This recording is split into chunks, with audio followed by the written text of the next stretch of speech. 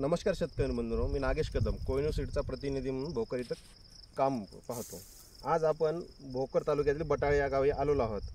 बटाळे या गावामध्ये कोहिनूर सीडची KSW हे वाण बऱ्या प्रकारे शेतकऱ्यांनी पेरणी केलेली आहे। आज आपण पवार बंधू जाधव बंधू यांच्या शेतात आलेलो आहोत। त्यांच्याकडून जाणून घेऊ ही व्हरायटी त्यांना कशी वाटली आणि लागवड किती तारखेला केली ती। नमस्कार। नमस्कार। आपलं नाव सांगा। शिवराज मारुतराव जाधव, राहणार बटाळा, तालुका भोकर, जिल्हा नांदेड।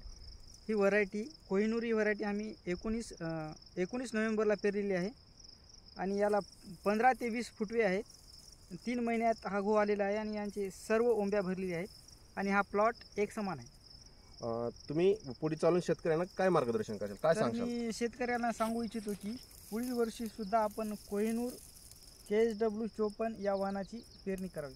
आणि या व्हरायटीला तुम्ही पाणी किती लागले शेतकऱ्याला सांगू शकता? सर, या वर्षी अवकाळी पाऊस एक पडला आणि पूर्ण पाणी किती दिले तुम्ही? एकंदरीत आम्ही 5 पाणी दिले सर। 5 पाणी दिले म्हणजे कमी पाण्यामध्ये गहू हा येऊ शकतो। हो, ठीक आहे, धन्यवाद।